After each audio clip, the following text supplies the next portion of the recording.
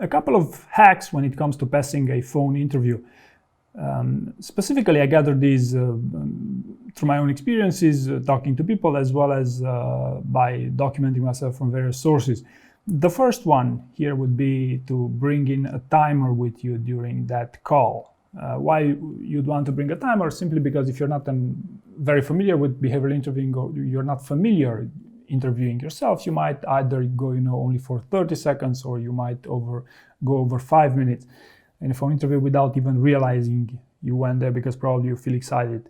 Now, it's common advice, that you want to keep your answers around the 2 minutes mark or so specifically for a phone interview.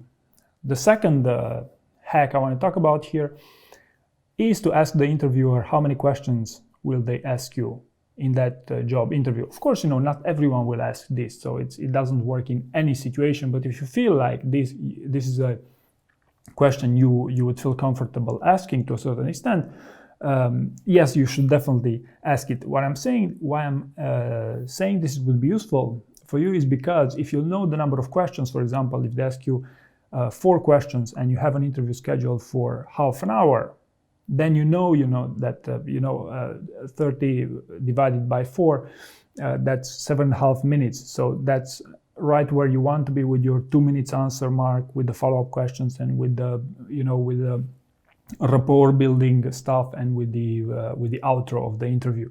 So if you ask them how many questions they will ask you, you could easily compute, hey, how much time you should allocate for these things. If they only tell you that they have 2 questions for you for half an hour or for 40 minutes, it's definitely a sign that you would want to be more detailed in your answers. So this is also useful to ask. Now, a very important warning sign here, don't ask them how long your answers should be. In my opinion, that's a bad idea, simply because you are talking about behavioral interview. And if someone asks me, hey, Dan, how long should my answers be, and I'm the interviewer, I would immediately say that, hey, that person isn't confident in themselves and in their ability to convey the idea in a more concise manner. Now, the third hack here, some people prefer to dress casually for a phone interview, simply because, it's a more formal setting and it pushes them to perform better. Another one would be they want to have a mirror in front of them as either a form of motivation or a form of mindfulness, that, hey, yes, I'm doing great. Some people prefer this because probably it's less stressful for them to go to an interview if they do this. So maybe practice this in front of the mirror, which is, by the way, a great idea, and see how it works. Maybe if that adds any benefit for you, then yes, probably this is a good idea to do also in the job interview. Number 4, pen and paper. Take notes. Take note of the question that you're getting asked during a job interview. This is primarily because you don't want to forget the question by any means, but also because there's also that small delay that you introduce in the process. In other words, you press the pause button. And this might actually be quite beneficial for some of you, because by pressing the pause button, you get a couple of more seconds to think, hey, what's the best answer that I want to talk about here? And from experience, there's interviewers don't care about this, so they won't feel annoyed or anything like this. Number 5, plan the place. Like, where are you going to take the call? And the reason why I'm saying this, and I know this from experience, I was surprised this would be such an issue, especially in the States. It's the phone lines, the cellular lines don't work. I mean, they work so poorly that you barely understand the other side. And I know this because people were paying me to help them, and their phone line wasn't really working well. So it's the same thing in a job interview. You are the one who must ensure that your line functions correctly. And one tip here is use a landline if you can, because those work, So but it's a tremendously important and useful to have this one. Number 6.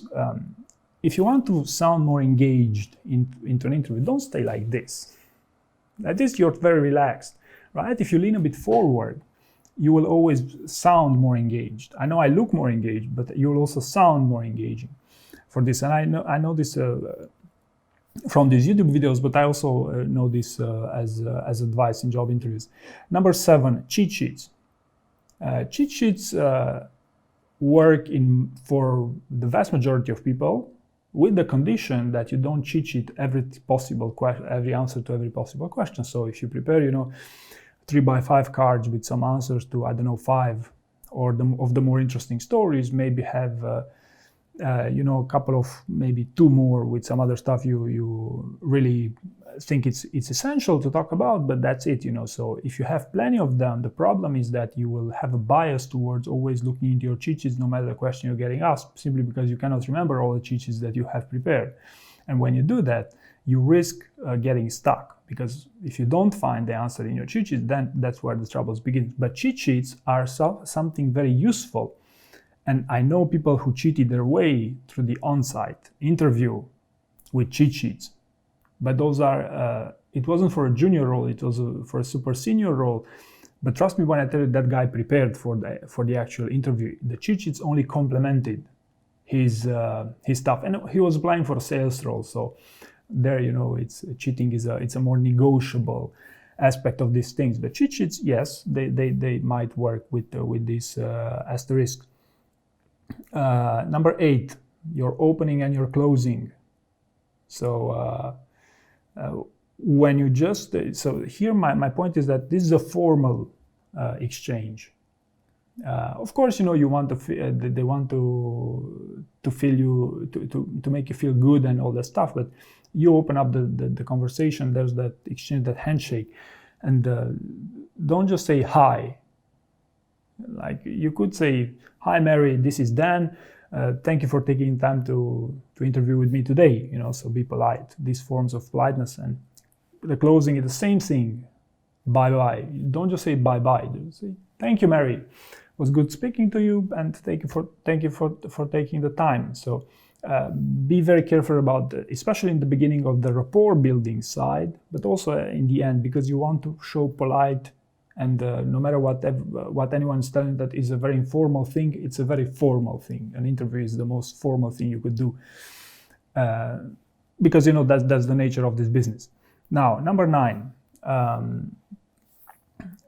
get a picture. Some people prefer to have a picture, and even the CV, even the profile of the interviewer nearby during the conversation.